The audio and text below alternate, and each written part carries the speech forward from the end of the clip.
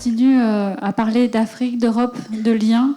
Et après avoir parlé d'infrastructures, de PPP, on va s'arrêter sur les ports. De quelle façon sont-ils des acteurs de la relance mondiale? Pour en parler avec nous, Unstem Sefa, vous êtes associé Clifford Chance. Bonjour. Bonjour. À vos côtés, Hervé Martel, vous êtes président du directeur du Grand Port Maritime de Marseille. Bonjour. Et avec nous à distance, le colonel André Didacier-Ciseaux, vous êtes secrétaire général de l'Association de gestion portuaire de l'Afrique orientale et australe. Peut-être première question, quand on parle de relance, forcément on fait référence à la crise.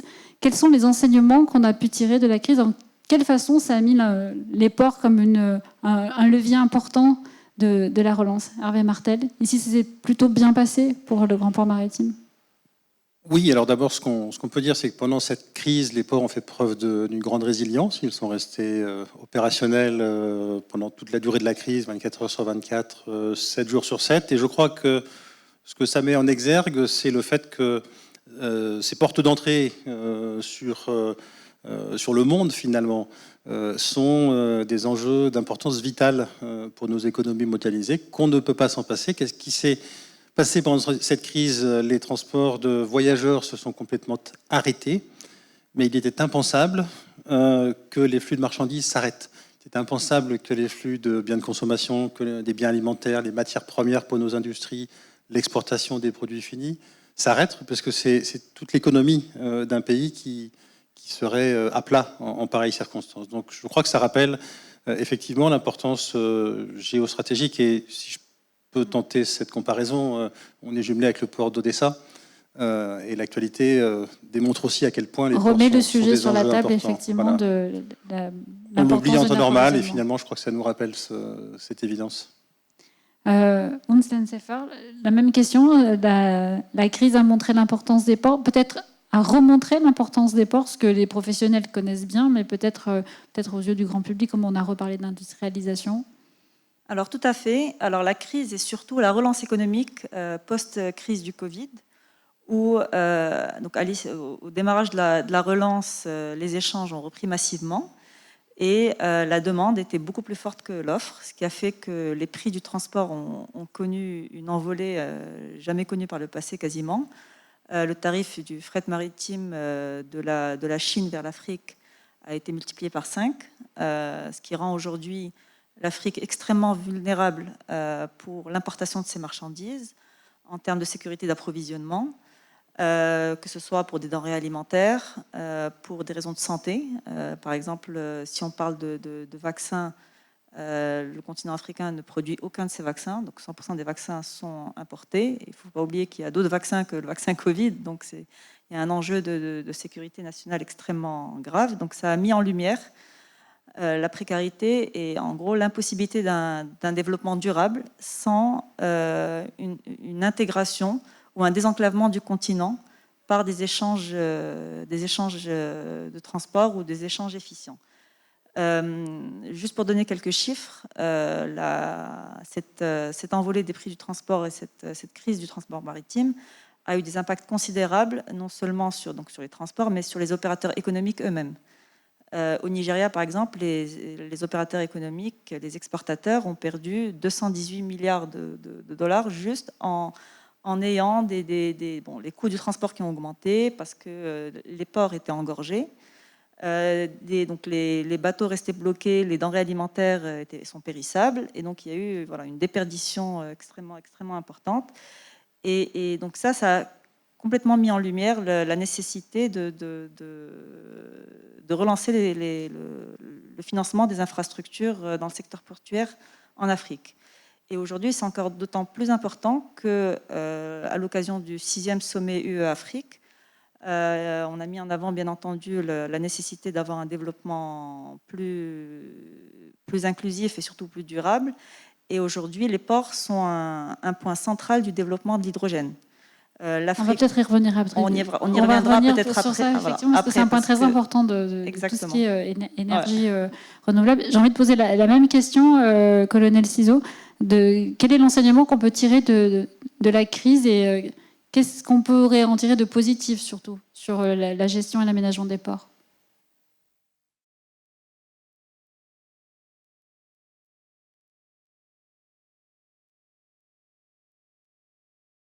Je ne suis pas sûre qu'ils nous entendent. Apparemment, bon, on ne nous entend pas. Bon, non. Peut-être la même question pour tous les deux. Il y a le constat qu'on a fait, les ports reprennent une importance essentielle, on s'en rend compte. Comment est-ce qu'on peut en tirer un enseignement? C'est-à-dire, faut-il attirer un certain type d'entreprise? Y a-t-il une régionalisation aussi des services à apporter? C'est-à-dire ce qu'on pouvait avoir loin, le ramener au plus près du consommateur, là en l'occurrence peut-être de l'entreprise qui après offre un service en B2C. Quels sont les enseignements vraiment qui font que finalement ça change aussi les stratégies, où ça fait aller plus vite certaines stratégies? Je sais qu'ici il y en avait, on va en reparler après effectivement de tout ce qui est énergie et innovation, mais sur vraiment la sécurité effectivement des approvisionnements, est-ce qu'il y a des choses qui changent fondamentalement? Alors, on a entendu beaucoup de débats pendant cette crise sur le monde d'après, le fameux monde d'après, sur la démondialisation, la relocalisation nécessaire, urgente. Moi, je constate simplement que le monde d'après, aujourd'hui, il ressemble beaucoup au monde d'avant, en pire. C'est-à-dire il y a une accélération, un retour à la croissance beaucoup plus vigoureux que ce que tous les analystes avaient envisagé. On a battu des records historiques en 2021 de trafic au port de Marseille, port non congestionné. Mais on voit que le système mondial s'est grippé. Et il n'a pas encore retrouvé son équilibre, c'est ce que disait Madame. Vous avez parlé des ports africains, les ports américains sont également extrêmement congestionnés. Il y a un manque de matériel, manque de navires, manque de conteneurs, des prix qui ont explosé, des tensions sur les matières premières. Bref, toute l'économie mondiale, finalement, est perturbée, le mot est faible, par ce dérèglement du système de transport lié à cette reprise extrêmement vigoureuse après la crise. Donc un système faillible, en fait, un système qui n'est pas aussi robuste et aussi sensible, simple. Finalement, sensible dans un sens et sensible dans l'autre aussi. Absolument. Ouais. Alors, s'agissant des ports français, du port de Marseille, on n'a pas fait face à ces difficultés. Pour l'instant, je vous le disais, on a battu des records, mais on assure une certaine fluidité dans nos activités. Donc, monde d'après, peu différent du monde d'avant. En revanche, accélérateur de transformation, oui, je crois. Tout le monde a parlé, le ministre vient d'en reparler, de transition énergétique. Et je crois qu'on est, pour le coup, sur une accélération de ces phénomènes. Tout le monde l'a dit depuis ce matin, et pas uniquement dans le secteur portuaire, mais j'ai envie de dire, c'est bien là que ça se passe. C'est là que sont les industries, c'est là que sont les gros opérateurs de transport, que ce soit les navires, les trains, les camions, qui émettent des gaz à effet de serre, qui émettent de la pollution, et donc qu'il faut décarboner.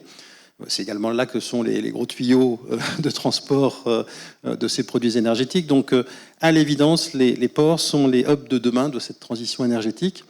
Alors, vous avez coupé la parole à ma voisine, mais sur l'hydrogène, je vais en dire un mot. On va pouvoir lui redonner l'hydrogène la parole pour décarboner l'industrie, l'hydrogène pour décarboner le transport. Effectivement, on a à Marseille un gros projet de fabrication d'hydrogène vert pour tous ces usages.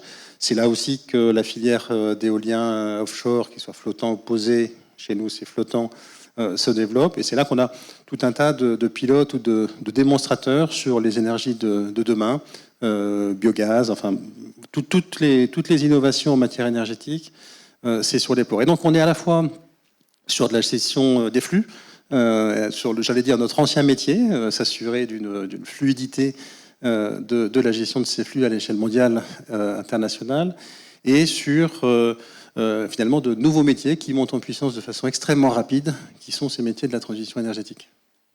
Donc l'hydrogène, c'est très important pour les ports. Pour en faire des plaques tournantes de l'hydrogène, des plaques d'innovation. Exactement. En fait, c'est exactement donc, ce que disait Hervé Martel, et ça va être clé aussi pour tous les ports aujourd'hui sont aujourd'hui mobilisés pour le développement de l'hydrogène. Vous avez cité Marseille, mais également il y a Hambourg, il y a le port de Rotterdam. Tous ces ports-là se positionnent comme des laboratoires pour le développement de l'hydrogène. Et un des enjeux et une des utilisations au-delà de la partie échange et infrastructure, c'est effectivement l'enjeu de décarbonisation du transport maritime, qui est un gros utilisateur de fuel. Et donc c'est clé, et notamment en Afrique où les ambitions sont extrêmement importantes. Vous parliez tout à l'heure de la dépendance justement de certains pays avec un port. Ça, c'est aussi quelque chose qu'il va falloir régler. Ça appelle à la régionalisation de la réponse et des solutions. Alors, ça appelle à la régionalisation. Quand vous parliez du monde d'avant et du monde d'après, de la mondialisation, ça appelle aussi à un très grand questionnement de se dire est-ce qu'il ne faut pas une autorité de régulation supranationale, par exemple sur le transport maritime. Et aujourd'hui, l'Afrique est effectivement très, très vulnérable pour peser dans les échanges mondiaux. Il y a certains pays qui, par exemple, n'ont plus accès à certains conteneurs, à certaines tailles de conteneurs, parce qu'ils ne pèsent pas lourd dans les échanges mondiaux. Et ça pose bien entendu également la question du partenariat, du nouveau pacte fondateur ou du partenariat rénové que l'Europe veut mettre en place avec l'Afrique. Parce qu'on a bien vu que ces 10 dernières années, la place ou l'influence des investissements européens en Afrique s'est énormément réduite au profit d'autres investisseurs tels que la Chine. Or, l'Europe a un vrai savoir-faire en matière d'infrastructures, pas uniquement pour les financer ou pour les construire, mais pour avoir des infrastructures durables, des infrastructures performantes et qui permettent justement de désenclaver des régions, de désenclaver des populations. Et je donne juste un exemple de l'Éthiopie, par exemple, qui est un territoire enclavé qui se repose complètement sur le port de Djibouti pour assurer ses importations. Et donc les infrastructures de connexion entre l'Éthiopie et Djibouti, qui ne sont pas encore complètement opérationnelles et qui ont connu plusieurs défaillances, sont un vrai enjeu pour le désenclavement de l'Éthiopie. Barthel, vous êtes d'accord avec faut-il une surréglementation mondiale ? Je me garderais bien de me prononcer sur un sujet comme celui-là, mais force est de constater que sans régulation, le système peut dérailler ou présente certaines fragilités. Vous êtes président de la Medsport association qui réunit donc les ports méditerranéens. Est-ce que là aussi, il y a une concertation, une réponse qui peut être donnée à ce niveau-là ? Parce qu'on a beaucoup parlé pour l'industrie d'une réponse européenne à la crise. Est-ce que la réponse, elle est méditerranéenne ? Alors, oui, effectivement, on échange beaucoup de marchandises et de passagers avec l'Afrique, ouais. À peu près, c'est un tiers de l'activité du port de Marseille, mais on échange aussi beaucoup d'idées avec nos voisins de l'autre côté de la Méditerranée, et notamment au travers de cette Medport Association, donc association qui a maintenant 4 ans, qui a été créée en 2018. Toute jeune, finalement. Qui rassemble, oui, toute jeune, et qui rassemble 25 ports méditerranéens, et qui est un lieu d'échange.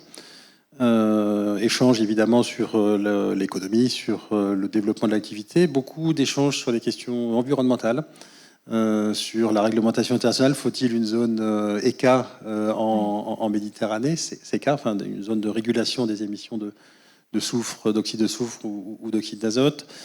Et puis échange de bonnes pratiques ou d'expériences sur ce que les uns et les autres font, sur par exemple le branchement des navires à quai sur lequel le port de Marseille est en avance, sur pionnier à Marseille, les questions d'avitaillement gaz naturel, même si ça n'est pour certains qu'une énergie de transition, en tout cas tant que c'est du gaz naturel fossile, il y a des partages de bonnes pratiques ou d'expériences à faire sur ces questions-là.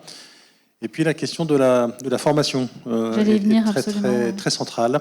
Jean-Luc Chauvin en parlait ce matin sur ce projet avec la Mauritanie en bilatéral. Mais dans le cadre de la Medport Association, on a d'abord identifié les offres de formation des différents ports de part et d'autre de la Méditerranée et des parcours possibles entre les différents centres de formation des ports méditerranéens. Vous savez, moi, je suis un jeune Marseillais. Ça fait 3 ans que je suis Marseillais. Je suis un vieux directeur de port, en revanche. Vous pouvez même dire ce que vous avez fait. Vous êtes plus que ça. Vous avez travaillé sur la transformation des ports. En arrivant à Marseille, on se sent autant européen que méditerranéen, j'ai envie de dire. On se sent vraiment cette notion de trait d'union ou entre la Méditerranée et donc l'Afrique en face et l'Europe, c'est quelque chose qu'on ressent très fortement. Et la création et l'animation de la Medport Association, ça traduit concrètement cette préoccupation ou cet état de fait. En fait. C'est important d'avoir une association qui réunit les ports méditerranéens parce qu'il y a des problématiques peut-être complémentaires, pas toutes les mêmes, mais en tout cas peut-être complémentaires. Non, bien sûr, et ça permet aussi une certaine coopération justement entre ces ports.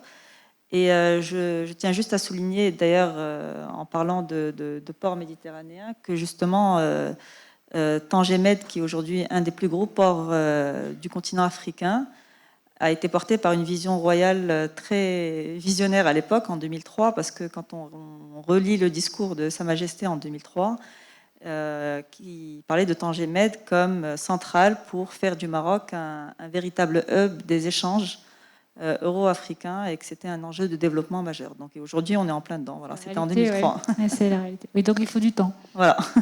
Peut-être revenir sur la formation. Il y a des nouveaux métiers qui émergent justement liés aux différentes transitions. De la même façon, comment est-ce qu'on y répond? Avec des échanges de bonnes pratiques peut-être, mais pas que. Alors il y a des échanges de bonnes pratiques. Par exemple, si on fait le parallèle avec le secteur de l'énergie, les grands projets d'énergie au Maroc ont été donc financés ou développés par des investisseurs étrangers avec des obligations de compensation, ce qu'on appelle de la compensation industrielle, avec un vrai développement d'une industrie locale pour pouvoir développer des métiers, une filière locale et pouvoir sourcer une partie des dépenses du projet localement. Et donc ça a créé tous des centres de formation, de savoir-faire, par exemple dans l'éolien. Donc entre 2009 et aujourd'hui, on voit qu'il y a un vrai métier, un vrai savoir-faire qui s'est développé, exactement comme les centres de formation pour la partie port.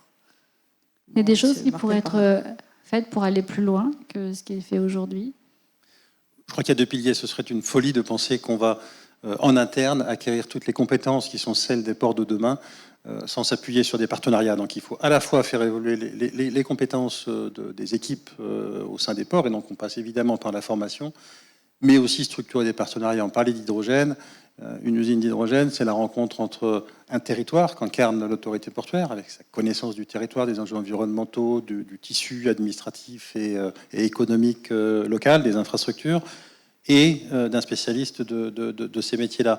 On n'a pas parlé de transition numérique, mais à l'évidence, l'innovation, et c'est d'ailleurs très lié, l'innovation dans le domaine de la transition énergétique et du numérique, on ne fait pas l'un sans l'autre. On ne fait pas un smart grid sans faire de numérique. Et voilà.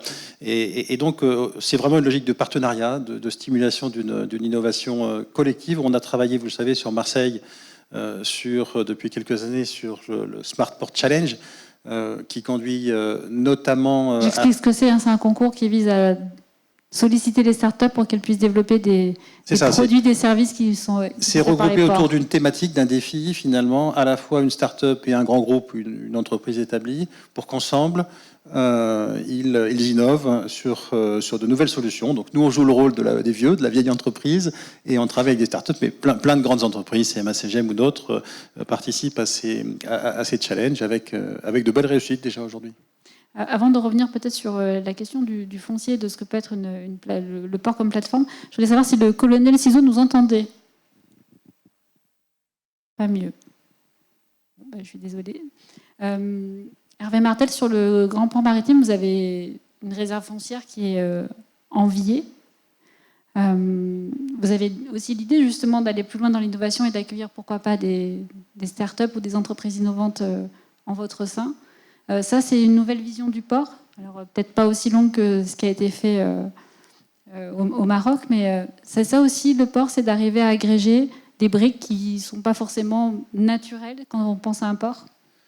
Alors, effectivement, le port est un important propriétaire foncier, 400 hectares en ville dans Marseille et 10 000 hectares dans le golfe de Fos, mais ce serait un petit peu rapide de penser que ce foncier est disponible et utilisable à court terme, puisqu'on a des enjeux d'intégration dans la ville, d'une part, et des enjeux environnementaux, de respect de la biodiversité, avec des enjeux très très forts sur le golfe de Fos. Donc, malheureusement, les espaces effectivement disponibles sont beaucoup plus rares, et donc on doit en faire une utilisation très, très attentive, en fait. D'abord reconstruire le port sur le port lorsque c'est possible, et essayer de n'implanter sur le domaine portuaire que des activités qui sont en lien soit avec des flux maritimes bien entendu, soit avec l'écosystème. Donc les startups, ce sera ailleurs que sur le port. Non, mais alors on a des startups où on a des démonstrateurs qui sont effectivement sur le port parce qu'ils sont au cœur de ce cluster industriel, de cet écosystème, et c'est là que ça peut et que ça doit se faire. Cette vision-là, vous la partagez, de faire un port qui finalement vit avec d'autres activités, alors qui le servent, hein, mais qu'on n'imagine pas forcément sur un port. Alors il faut la réserve foncière, évidemment, ce n'est pas le cas de tout le monde. Voilà, exactement. Il faut avoir la bonne réserve foncière. Mais si on prend l'exemple de l'hydrogène au Maroc, les projets d'hydrogène ne se développent pas nécessairement sur les zones portuaires, mais sur d'autres zones qui ont un potentiel de vent ou de soleil plus important. Et le port va servir de moyen d'échange, de plateforme d'échange de l'hydrogène. Hervé Martel, vous avez dit quelque chose, il faut reconstruire le port sur le port, mais le port de Marseille, en l'occurrence, c'est un port dans la ville. Quand on dit un port est un levier de la relance mondiale, est-ce que ça veut dire aussi qu'il s'associe avec la ville et que c'est aussi une nouvelle façon de voir les ports comme un outil, comme un autre dans une ville ?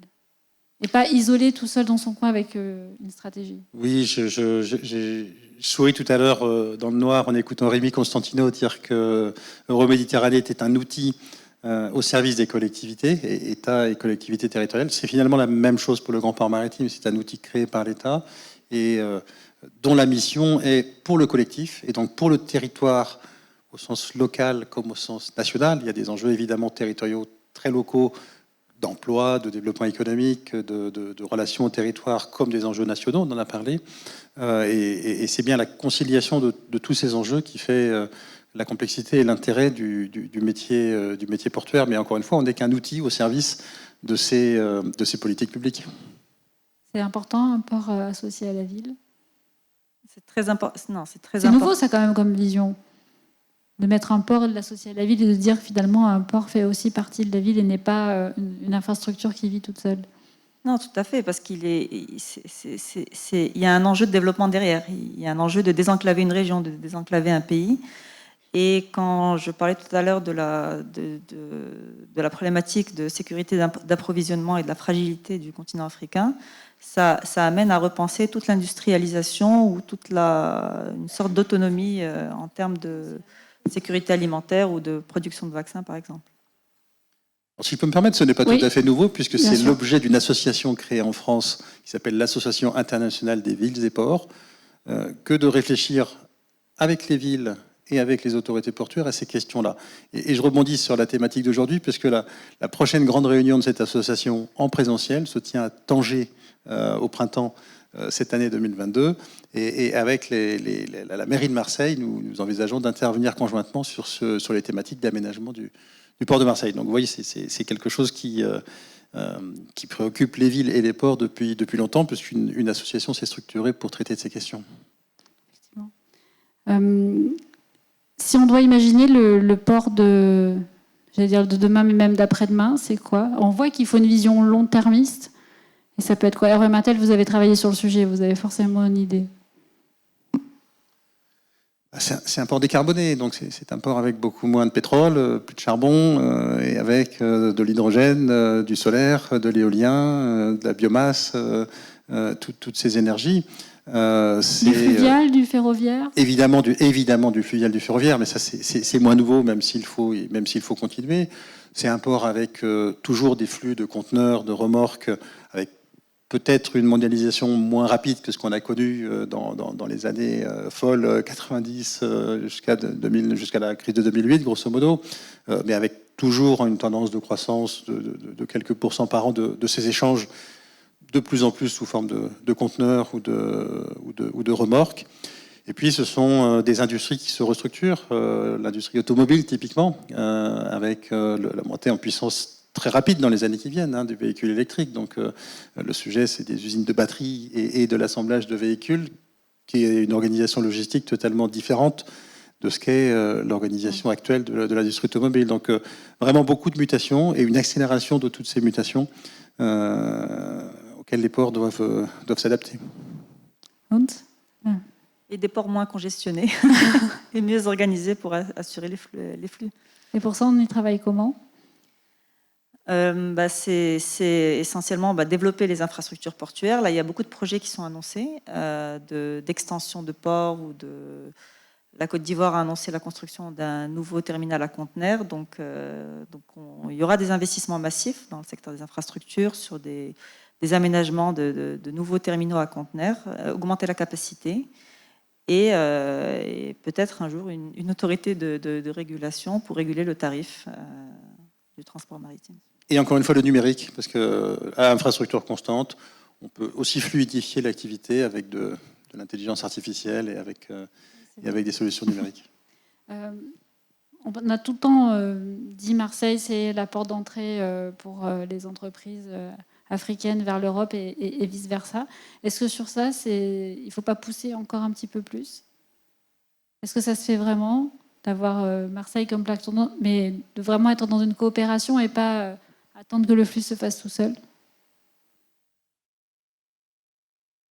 Alors là, je ne sais pas quoi vous répondre, mais puisque c'est moi qui ai la parole. Non, mais c'est de fait la porte d'entrée d'un certain nombre de flux, majoritairement des flux dont je viens de dire qu'ils avaient vocation à diminuer, produits pétroliers, gaz d'Algérie, mais aussi un intervenant a parlé tout à l'heure de l'usine de Kenitra au Maroc. C'est des nouveaux flux d'automobiles de Stellantis qui sont fabriqués au Maroc, qui reviennent en Europe par le port de Marseille. Importation de produits frais, de fruits et légumes. Une ligne de CMA-CGM s'est ouverte en janvier sur Dakar et Abidjan, notamment pour acheminer ces produits. Donc les échanges sont très, très fournis dans les deux sens entre l'Afrique, le Maghreb d'une part, un peu plus avec le Maghreb, et l'Afrique subsaharienne, côte est et ouest d'autre part. Voilà, que dire de plus? Nous, on accueille tous les flux qui se développent. Bien venir. On a également, avec le port de Tanger, des échanges commerciaux.